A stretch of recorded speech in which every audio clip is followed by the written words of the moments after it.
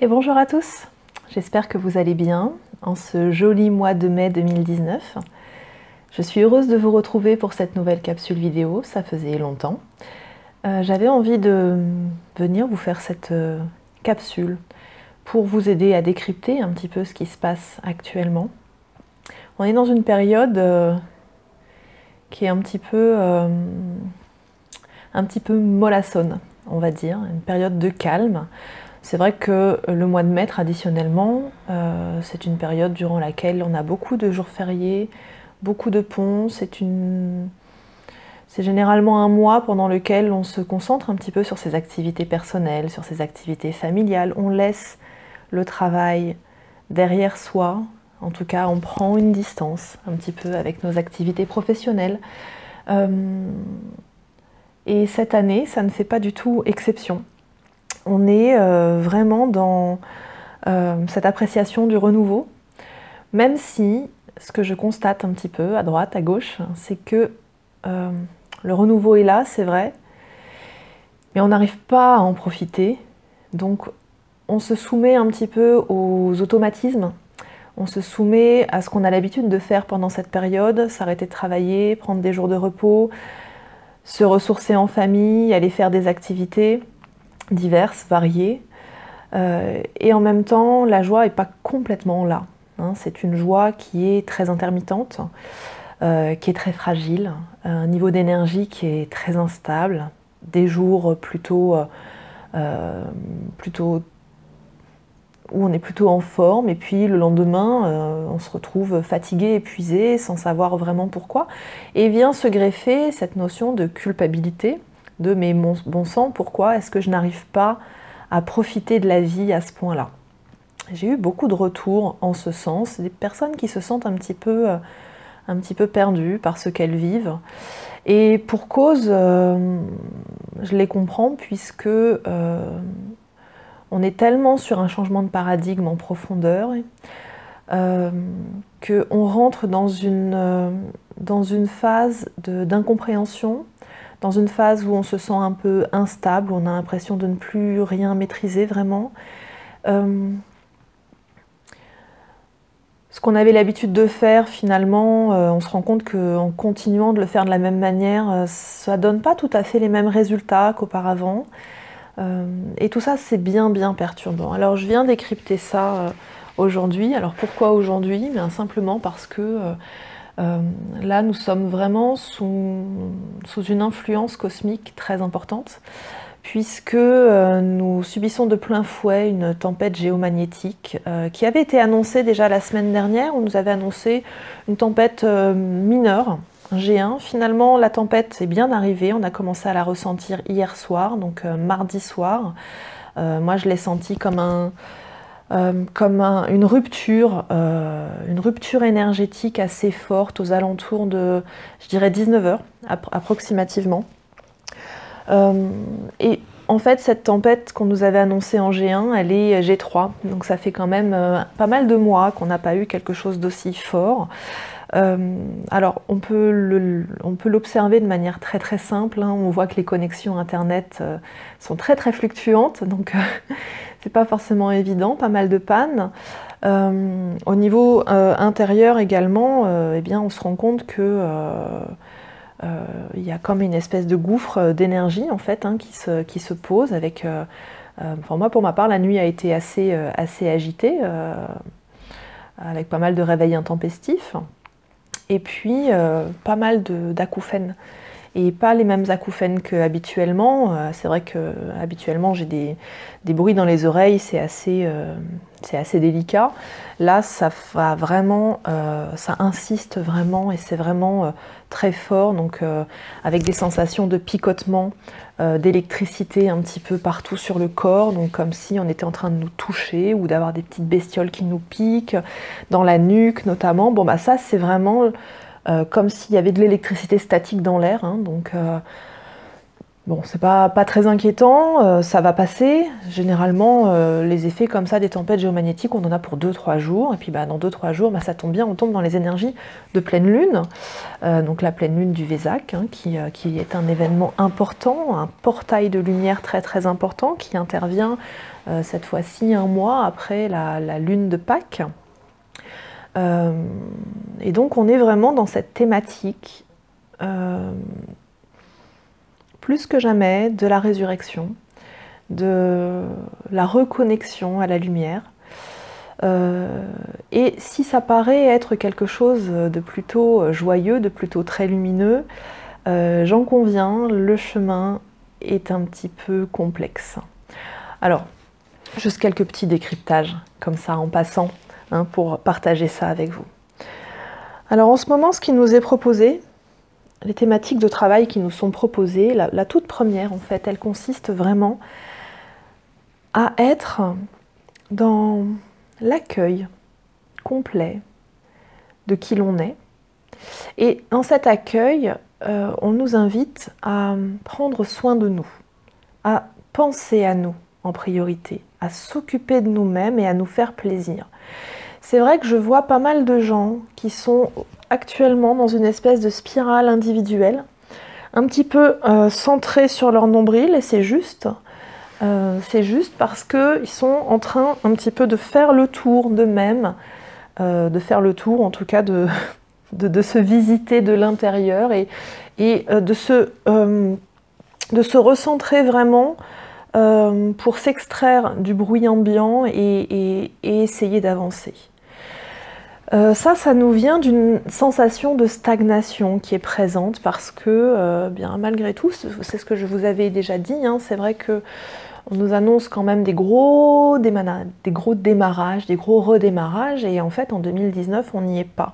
C'est-à-dire qu'effectivement on est complètement dans cette énergie de changement, dans cette énergie de pivot, mais il y a beaucoup de choses à pivoter et à l'intérieur de nous-mêmes et à l'extérieur de nous-mêmes, et une fois qu'on a pivoté, il faut le temps de se stabiliser pour choisir sa direction. Donc c'est vrai qu'on a cette sensation un petit peu de stagnation, et quoi qu'on fasse, que l'on s'agite ou que l'on reste immobile, finalement, on a la sensation qu'il ne se passe pas grand-chose.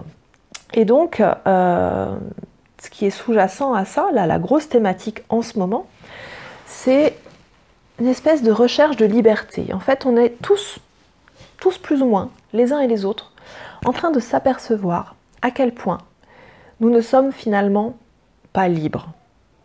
Alors on identifie les contraintes, on identifie les liens toxiques, on identifie les situations qui nous empêchent d'être libres, on identifie aussi les manques qui nous empêchent de faire ce que nous souhaitons faire. Donc on est toujours dans cette énergie de frustration, mais je trouve que ça a un côté assez positif, puisque dans la frustration, on a deux choix. Le premier, c'est celui de se laisser plonger, et le second, c'est celui d'agir. Ah, il y a un troisième choix au milieu qui est celui qui consiste à se débattre.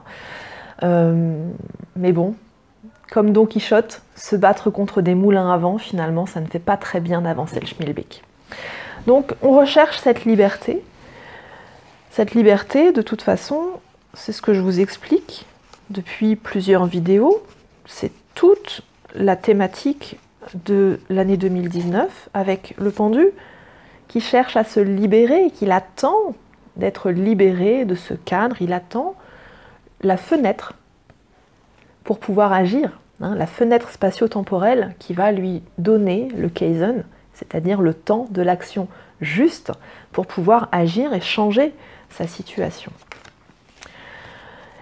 Et là, ce qui est très très présent actuellement, c'est cette espèce de volonté intérieure de vouloir forcer les serrures, de vouloir déployer une force phénoménale, un peu comme un déménageur qui prendrait tout sur son dos. Et donc le risque est grand de porter plus que sa charge, de porter plus que ce que l'on est en capacité de porter. Le risque est grand également de s'épuiser à faire le bélier contre des portes blindées, hein, qui ne s'ouvrent pas. Alors qu'en réalité, en fait, on nous demande simplement d'être dans une action juste, d'être dans une préparation, dans le plan d'action. Et on nous dit, il n'y a rien à forcer parce que plus tu forces, et plus tu freines en réalité. Plus tu concentres ton attention sur ta volonté, plus tu concentres ton attention sur ce blocage que tu estimes être présent dans ta vie, et plus en réalité, tu empêches la libre circulation de l'énergie et tu freines. Et toute cette énergie que tu places à identifier et observer ce problème, finalement, tu ne la poses pas à déployer autre chose à côté qui pourrait poser un équilibre, qui pourrait alléger un petit peu ce blocage-là ou qui pourrait te permettre de trouver des opportunités de contourner.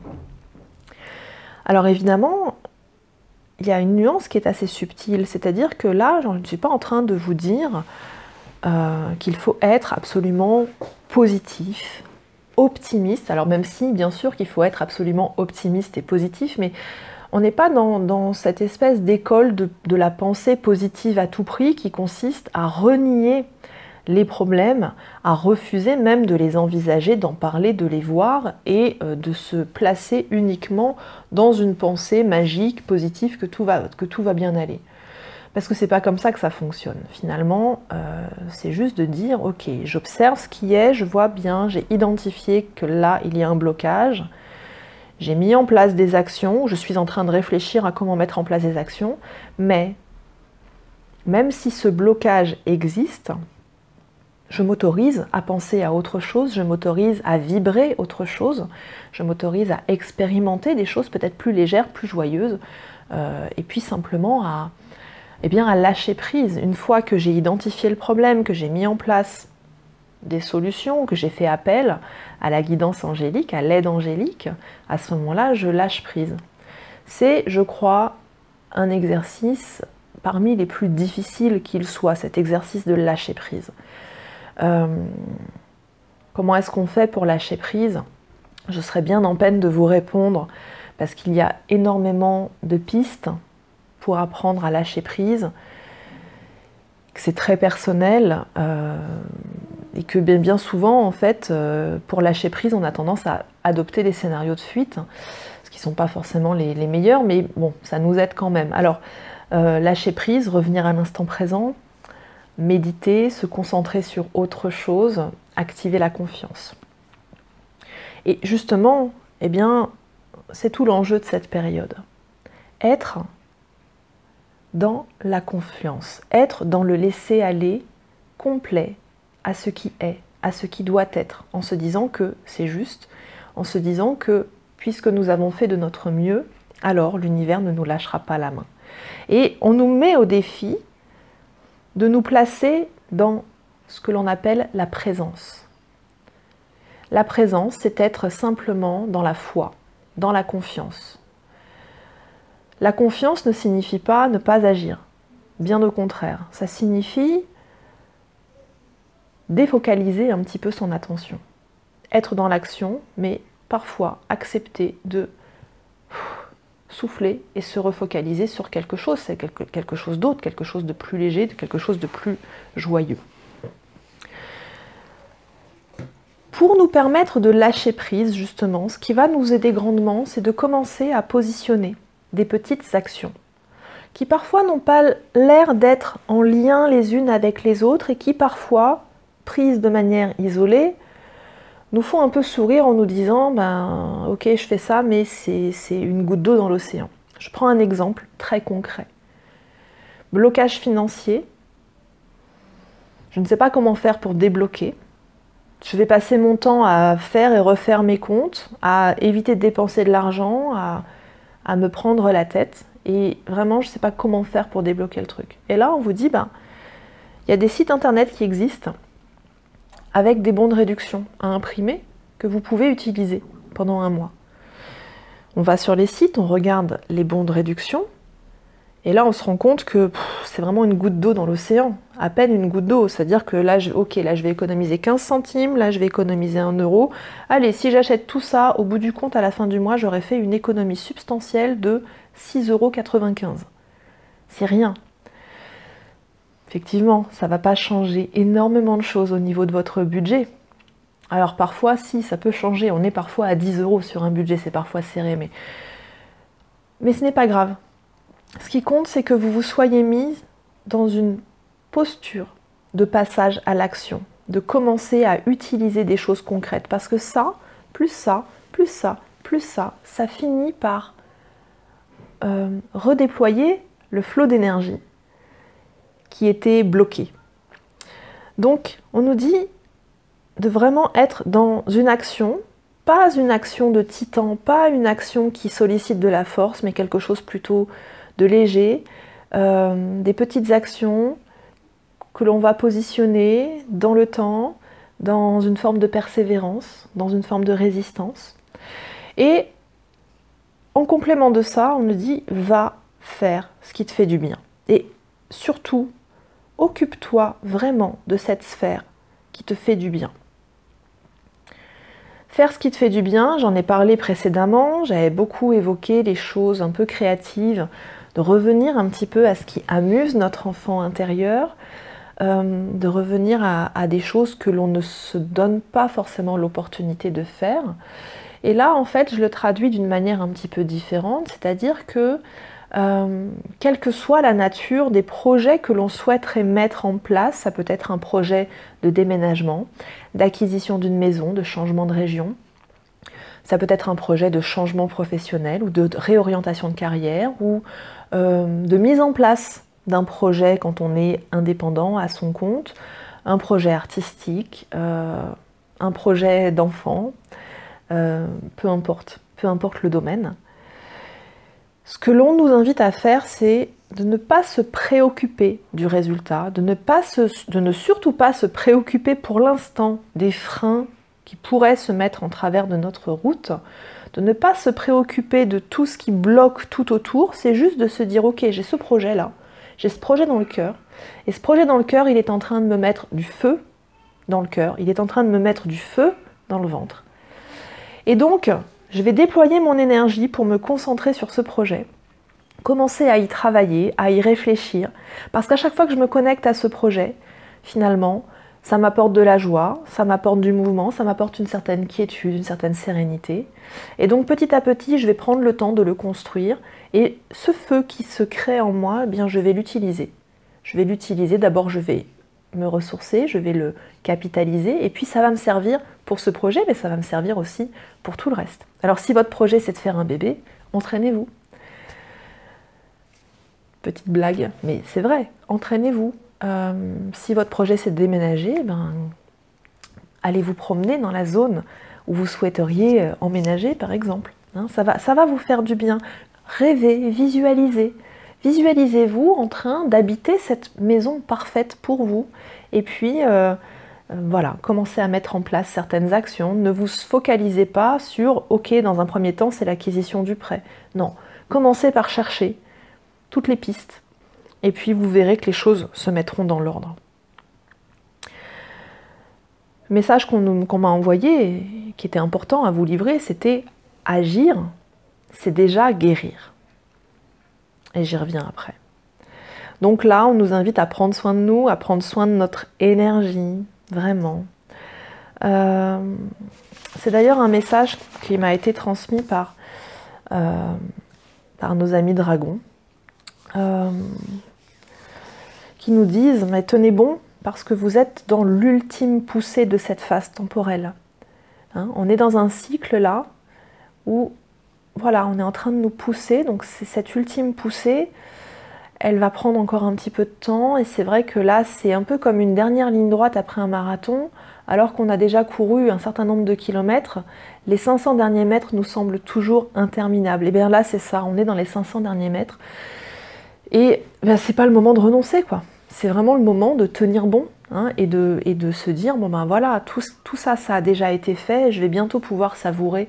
En attendant, j'ai un dernier effort à fournir.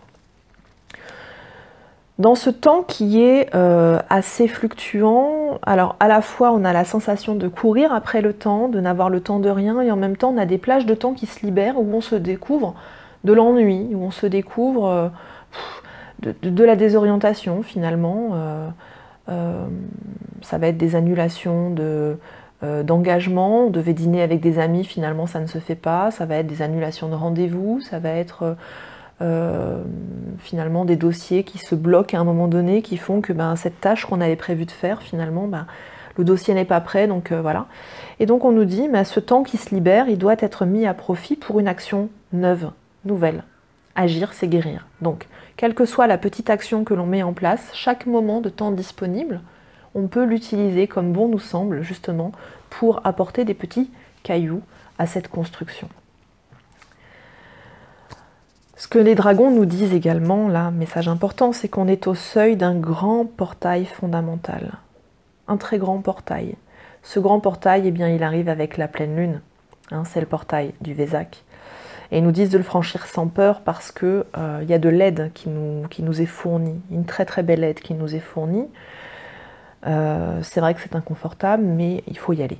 Il faut y aller et puis ne pas avoir peur parce que voilà, une fois qu'on a franchi le portail, derrière ça s'aligne, il y a des choses qui s'alignent.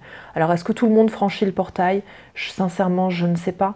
Je pense que les portails sont ouverts pour tout le monde et puis que nous avons tous la possibilité de les subir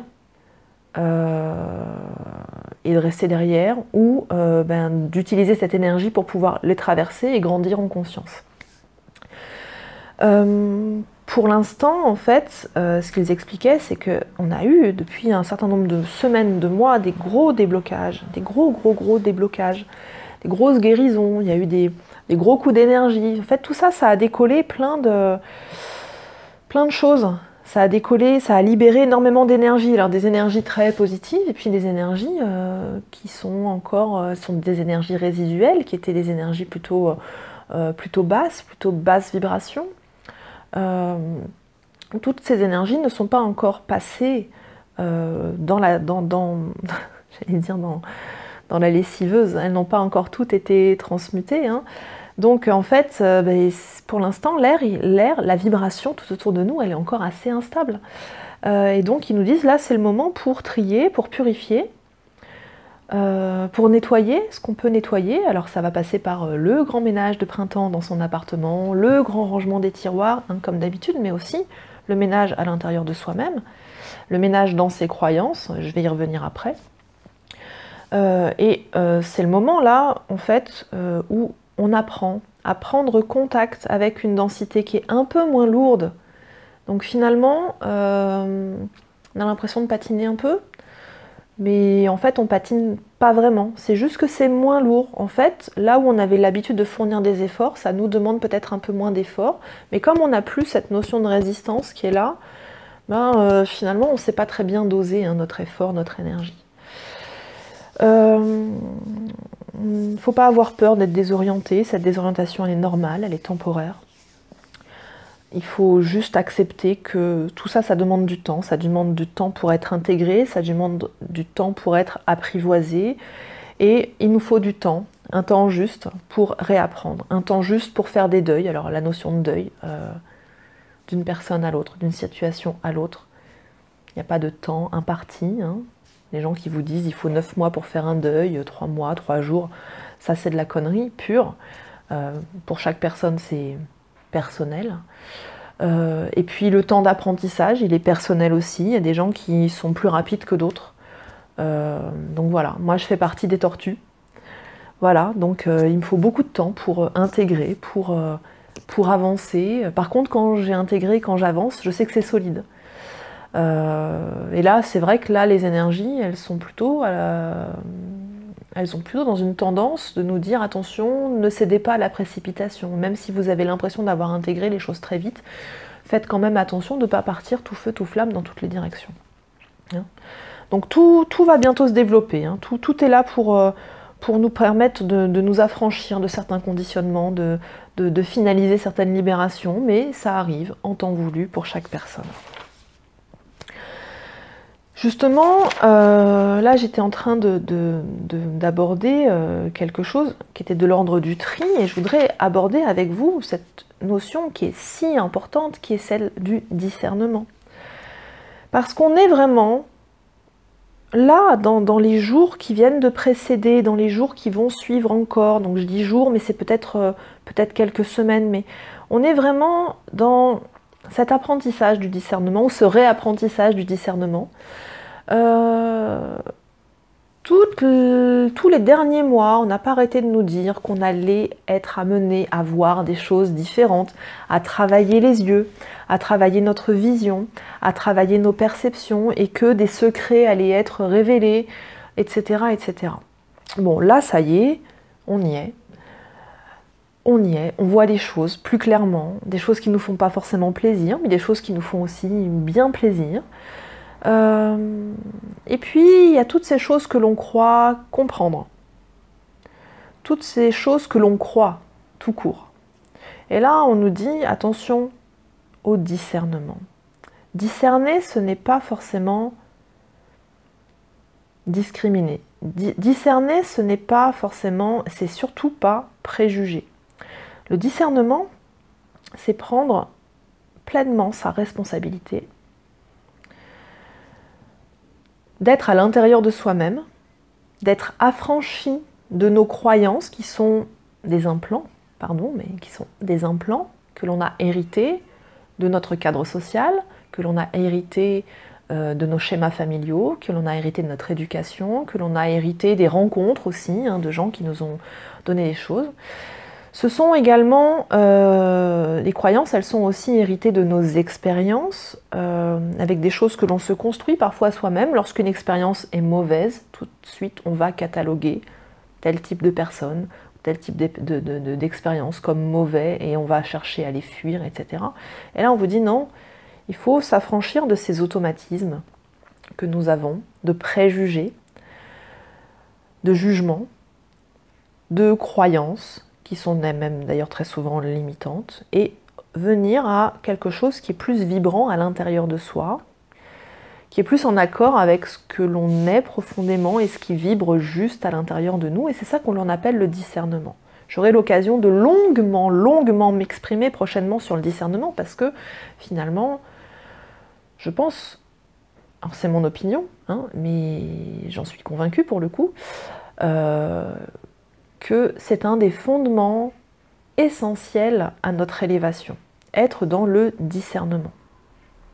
Le discernement ne consiste pas à tout renier en bloc, le discernement ne consiste pas forcément à prendre position contre une manière de penser, mais plutôt de trouver sa voie, sa vérité au milieu de tout ça. Et puis au niveau de la responsabilité, eh bien, on nous dit là c'est le moment d'être dans l'affrontement direct de ce qui est. Être dans l'affrontement, la confrontation directe. La confrontation ne signifie pas combat, ne signifie pas affrontement, ne signifie pas conflit. Confrontation signifie, dans ce cadre-là, principalement, observer, sans filtre, sans masque, ce qui est, et choisir de ne pas fuir, de ne pas éviter. Choisir de ressentir pleinement, même si c'est désagréable, mais pour pouvoir faire autrement et tirer un enseignement. Parce que dans la fuite ou dans l'évitement, c'est certain qu'on ne va pas ressentir les effets de ce qui est présent actuellement. C'est certain qu'à un moment donné, il y a quelque chose qui va s'alléger, puisque bon, on travaille par cycle, donc oui, la situation, elle va être mise un petit peu sous une cloche ou sous un tas de sable. Ça consiste un peu à faire les poussières, passer le balai, et puis à tout planquer sous le tapis. Alors d'abord on fait un petit tas à droite, un petit tas à gauche, puis c'est un peu uniforme, puis à force de planquer sous le tapis, le tapis en fait il commence à râler, il commence à faire des plis un peu bizarres, donc là on n'a pas d'autre choix que de vraiment nettoyer. Donc là, c'est le moment. C'est le moment. On a actuellement des remontées. Alors, oui, des remontées karmiques, oui, à l'évidence. Des remontées surtout d'incarnation, des événements qui se reproduisent, etc. Donc il y a des gens qui ne sont pas concernés, et c'est tant mieux, et c'est parce qu'ils ont déjà allégé, traité une certaine partie de ce qu'ils avaient à traiter. Et puis il y en a d'autres qui ont l'impression d'avoir traité les choses, et en même temps, hop, on a l'espèce de chant du cygne qui remonte et qui nous dit, non mais là, écoute, moi ce que je te propose, c'est vraiment de te regarder en face et d'assumer pleinement tout ce qui a permis à cet événement d'être là. D'assurer pleinement que oui, tu n'as pas réussi dans cette situation, peut-être parce qu'il y avait une croyance à la clé, peut-être parce qu'un effort n'a pas été fourni, peut-être parce que tu as fait une rencontre et qu'à ce moment-là, tu as manqué de discernement et que tu t'es laissé faire, peut-être que là, tu t'es retrouvé sous emprise. Alors quand on se retrouve sous emprise, c'est aussi parce qu'on donne une autorisation de se placer sous emprise. Cette autorisation que le donne, on peut en trouver des traces dans notre enfance, mais on peut aussi en trouver des traces sur des dettes et des charges karmiques, sur des contrats karmiques. Mais en tout cas, l'idée c'est vraiment d'être dans sa pleine et entière responsabilité, d'assumer les choses et de mettre des actions en face pour les dépasser. On est clairement dans cette énergie de résurrection. Résurrection égale renaître, égale inviter la lumière, égale mettre en lumière des choses neuves ou rénover le passé. On ne résurrectionne pas. On ne renaît pas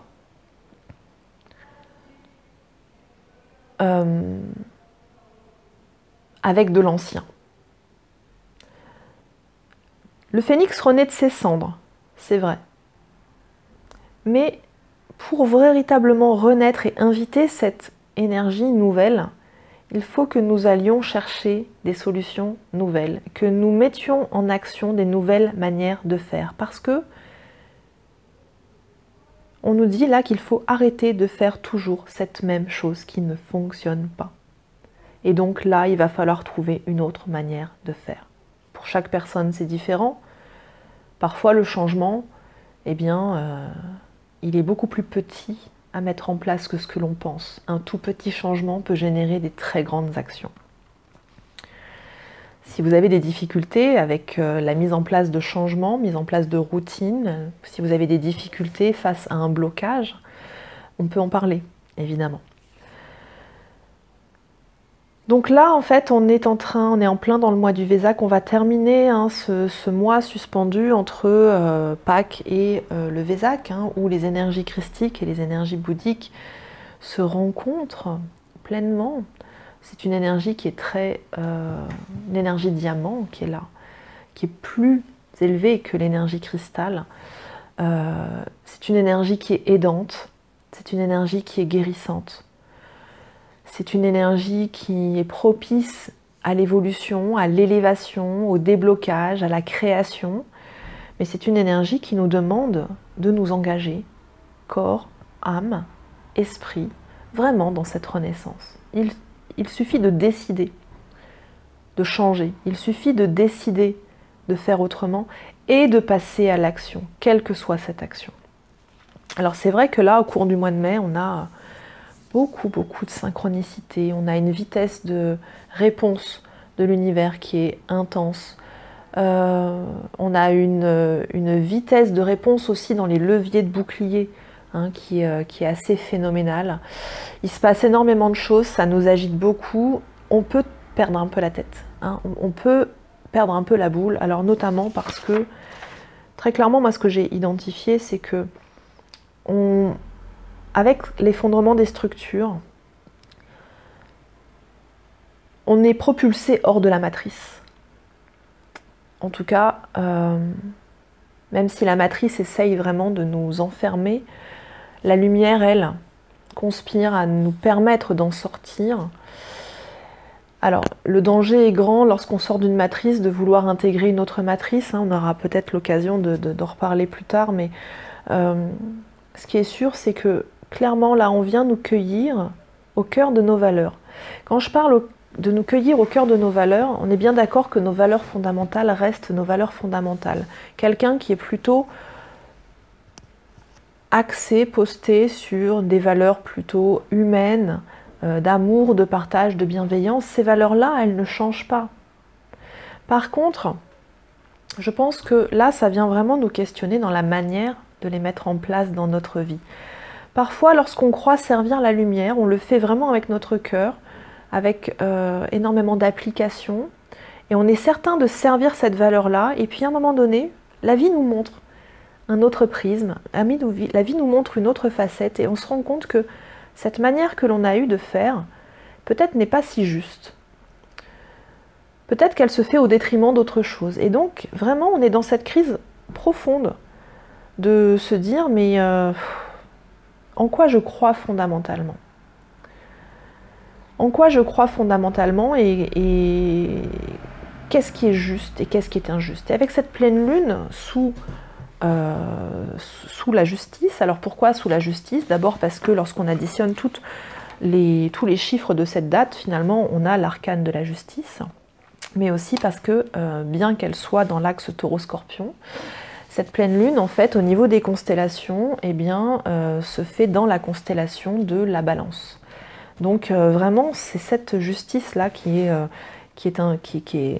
présente. Donc, alors, ça va se traduire par des actions en justice, ça va se traduire par des procès, ça va se traduire par... voilà, on peut, dans sa vie, avoir ce genre d'énergie active. Ça vient nous parler aussi toujours de l'équilibre, mais là surtout, là on nous parle de justice un peu karmique. Il est temps de remettre en balance des bonnes actions face aux différentes mauvaises actions, je le passe entre guillemets, puisque tout est toujours juste, mais dans les choses qu'on a pu commettre par le passé, donc c'est l'occasion de rentrer dans une phase de réparation, dans une phase de pardon, mais surtout, au-delà de tout ça, parce que tout ça, ça reste quand même assez perché, et c'est très personnel, et c'est très individuel, et il y a des gens qui sont déjà sortis de ça, donc surtout là, ce qu'on nous dit, avec le message de cette pleine lune, c'est qu'il est vraiment important, essentiel, primordial, de sortir des préjugés, d'arrêter d'être dans le préjugé constant de l'autre, mais le préjugé aussi constant de soi-même. C'est le moment idéal pour apprendre à sortir des emprises et des manipulations. Thématique extrêmement importante en ce moment. J'ai en ce moment énormément de personnes qui m'avouent avoir été abusées par des travailleurs de lumière, avoir des personnes qui me disent à qui on a extorqué énormément d'argent. Donc évidemment, on peut dire, voilà, il y a une question de crédulité, une question de naïveté. Moi, je crois qu'il y a surtout une question de dette karmique aussi à traiter, et puis qu'il y a aussi une question de discernement à mettre en place, parce qu'on est tous, plus ou moins, dans une forme de candeur. Et malheureusement, on tombe sur des gens qui sont extrêmement manipulateurs et qui vont mettre à profit cette candeur. Et là, on nous dit, c'est le moment de sortir vraiment de ces situations d'emprise, de manipulation, de comprendre pourquoi on y est entré, de comprendre quels ont été nos bénéfices, finalement, à nous laisser manipuler, et puis de réfléchir à ce que l'on peut mettre en place à l'intérieur de soi-même pour éviter de retomber dans ces énergies-là. Ça me paraît vraiment essentiel d'y réfléchir, parce que voilà, il y a des choses qui sont vraiment de l'ordre aussi des mémoires collectives, de ces mémoires de soumission à une certaine forme d'autorité, quelle qu'elle soit, quelle qu'elle soit. Elle peut être religieuse, elle peut être spirituelle, elle peut être affective, elle peut être professionnelle. Et là, clairement, on nous dit, arrêtez de vous sacrifier. Arrêtez d'être dans cette énergie de sacrifice constant, de vous mettre systématiquement à l'arrière de la ligne, de laisser systématiquement les autres prendre les choses en main, de laisser les autres récupérer les lauriers, manger toute la gamelle et ne vous laisser que les restes. Arrêtez de vous sacrifier. On est vraiment dans une énergie de libération. On nous invite à nous libérer. Et donc pour nous pousser à nous libérer, évidemment, qu'on nous propose des situations très contraignantes, très enfermantes, parfois douloureuses. On va même clairement dire des situations très chiantes à gérer. Oui, parce que c'est là pour nous faire réagir. Parce que tant que ça tape pas fort, finalement, on ne réagit pas. On est un peu comme des enfants innocents qui se disent « Non, mais ça va aller, quoi ». Alors vous allez dire, oui, d'un côté tu nous dis, Gwen, il faut se laisser aller complètement, s'abandonner complètement à la présence et être dans la confiance infinie. Et d'un autre côté, de nous dire, oui, mais il faut arrêter de se dire, ça va aller, ça va se résorber tout seul. C'est pas tout à fait la même chose. À partir du moment où vous agissez, vous faites les choses, vous commencez à réfléchir, vous affrontez les choses, vous commencez à guérir, à faire ce qu'il faut pour changer, vous vous êtes mis en action, faites confiance dans le fait que oui, l'univers ne va pas vous lâcher la main. Par contre, si vous êtes dans la fuite constante, faites confiance aussi dans le fait que l'univers va vous renvoyer systématiquement les mêmes scénarios, ou des scénarios similaires, des schémas, des patterns, hein, qui vont se reproduire jusqu'à ce que vous réagissiez. Voilà. D'un point de vue global, au mois de mai, on a quand même énormément de belles choses qui sont à l'œuvre, énormément de lumière qui descend. Il y a comme une espèce de dôme de lumière qui descend sur nous. Je vois ça un peu comme avec des fils d'or. Alors, je ne connais pas très bien le nom de cette construction, mais c'est pour moi quelque chose qui est en train d'intensifier complètement les prières, les intentions, le travail de guérison aussi. Donc c'est plutôt quelque chose de positif. On est dans une période qui nous permet vraiment de travailler très en profondeur dans nos projets, à nos projets de vie personnels. Il y a plutôt des bonnes surprises qui se profilent, j'espère en tout cas pour ma part, qu'il y a des bonnes surprises qui se profilent, mais en tout cas ça, on n'arrête pas de me dire non mais c'est bon, t'inquiète, il y a plein de belles choses pour tout le monde, hein, qui sont en train d'arriver, il faut juste nous laisser le temps que ça descende, simplement. Donc voilà, il y a des déblocages aussi à l'arrivée, certainement dans le début du mois de juin, pas mal de déblocages. Et puis il y a quelque chose là qui est très en présence, et c'est pour ça je pense que c'est aussi calme, c'est qu'après tout ce que l'on a vécu ces derniers mois, il y a une forme d'inhibition qui est là, c'est-à-dire que habituellement au printemps on voit les gens qui explosent littéralement, qui sortent de leur coquille, un peu comme des fleurs qui s'ouvrent, avec une espèce de joie, et là en fait tout ça c'est vachement inhibé, parce que c'est comme si on n'osait pas y croire, donc tout est un peu inhibé, alors tout est inhibé, donc à la fois la joie et aussi les mouvements de colère. Donc sur les mouvements de colère, on est content, attention au foie quand même, hein, parce que voilà, il faut quand même que les émotions, qu'on se laisse traverser par les émotions et qu'elles s'expriment. Et en même temps, voilà, ça inhibe aussi ces explosions de joie, et c'est un petit peu dommage, mais ça va venir. Ça va venir, c'est juste le temps pour chacun d'apprendre à marcher sur quelque chose d'un peu plus consolidé, hein. Donc voilà. Allez, on tire une petite carte pour la période. On va voir un petit peu quelles sont les énergies qui nous soutiennent. Quelles sont les énergies qui vont nous soutenir au cours de la période?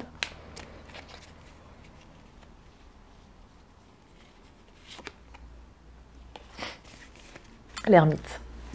La carte de l'ermite. L'ermite, c'est donc ce vieil homme avec un bâton qui avance le dos à la route et qui éclaire l'ombre avec sa lanterne. Il éclaire l'ombre, c'est-à-dire qu'il apporte la vérité. On dit que l'ermite est un homme sage. Il avance avec sagesse. Il tire les enseignements de ses expériences précédentes. Il affronte ses ombres. Il se confronte, il s'est confronté à lui-même. Et il est prêt à lever le voile sur sa vérité intérieure. Je voulais faire une vidéo la semaine dernière à l'occasion du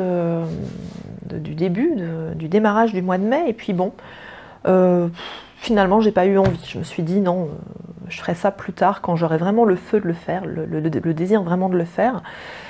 Et j'avais envie d'intituler cette vidéo « En mai tous à poil ». Tous à poil parce que, c'était un petit trait d'humour, tous à poil parce que j'ai vraiment la sensation que, en ce moment, on nous invite vraiment à être dans une forme de nudité, d'un dépouillement. C'est une authenticité très pure, très limpide, où clairement on ressent que tous nos masques ne passent plus. Nos faux semblants ne passent plus. Les mensonges que nous nous faisons à nous-mêmes ne passent plus. On se les prend comme un boomerang dans la tête. Et donc, finalement, je crois que ça correspond bien avec cette carte de l'ermite, hein, qui porte notamment le chiffre 9. Le chiffre 9 qui clôture un cycle. Et voilà, l'ermite, donc effectivement, qui clôture quelque chose, hein. Il est en train vraiment d'éclairer d'éclairer tout ça et de lever son manteau pour se montrer nu dans sa vérité, parce que finalement,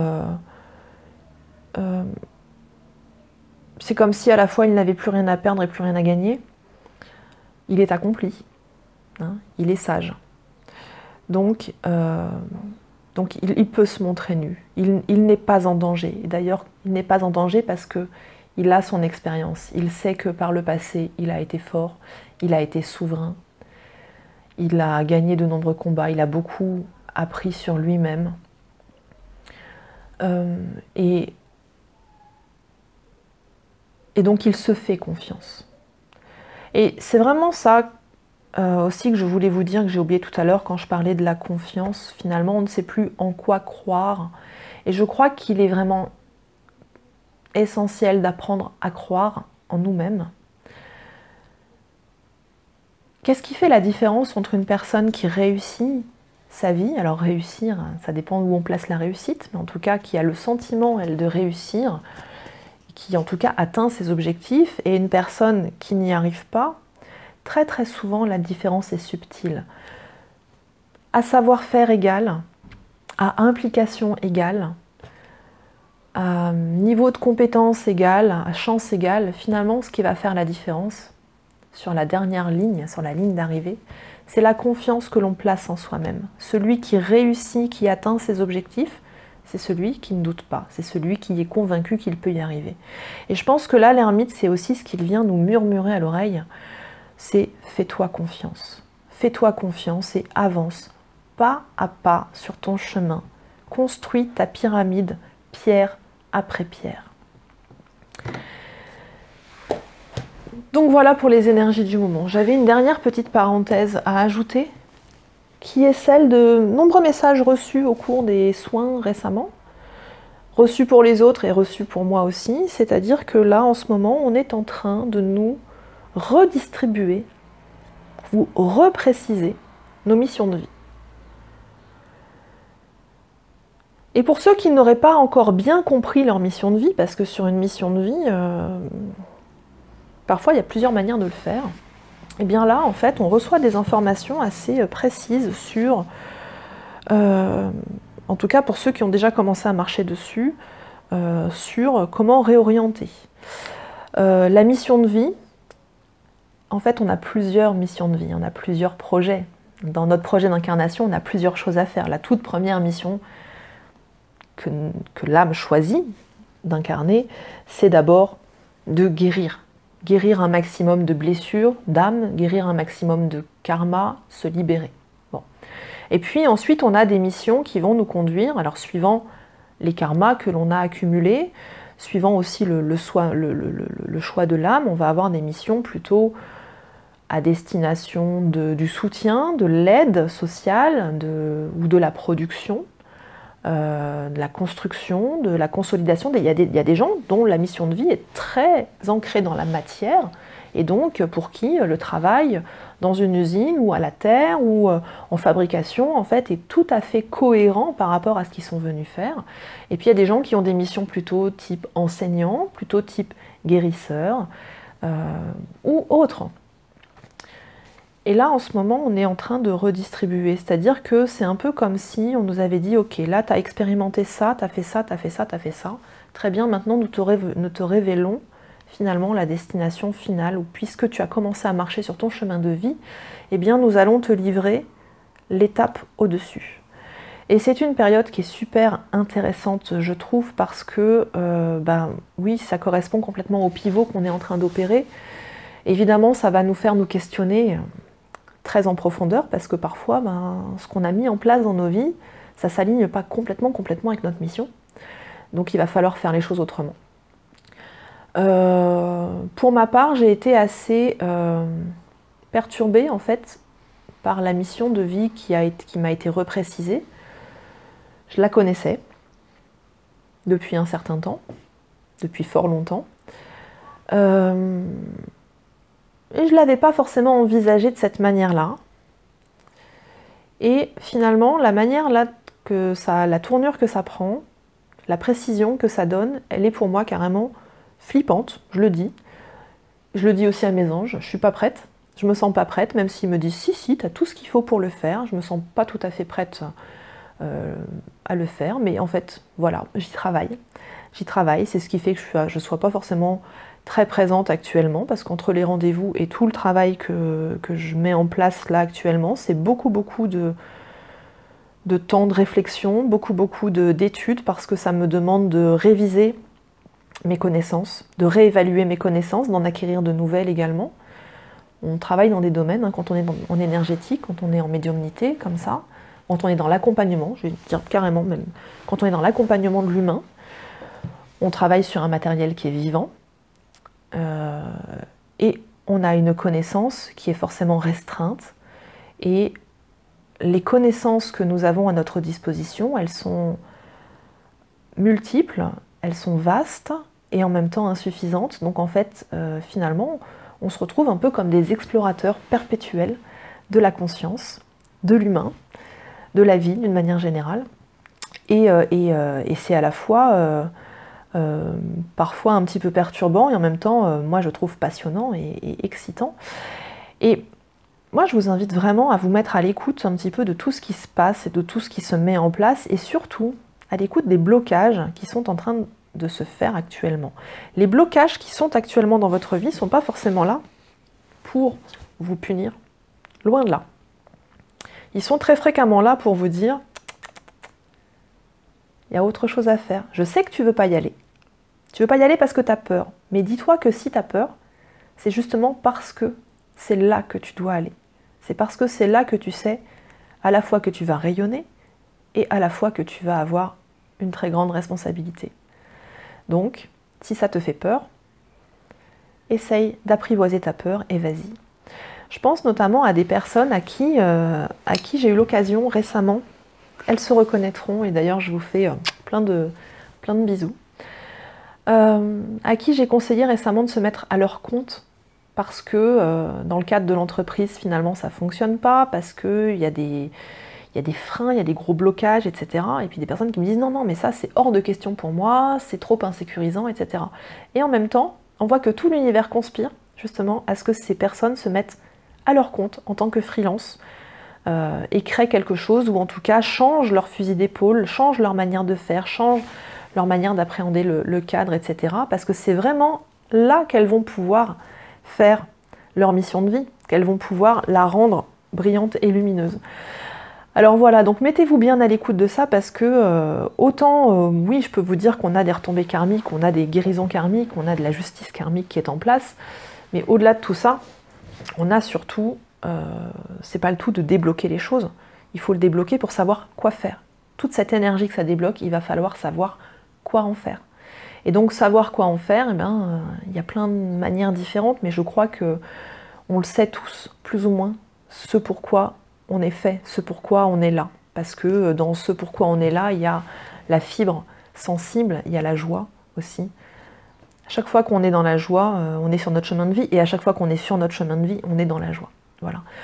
Je ne vais pas épiloguer là-dessus, je crois que j'étais assez longue pour une petite vidéo, comme d'habitude. En tout cas, je vous souhaite plein de belles choses pour ce mois de mai, plein de belles choses pour cette pleine lune.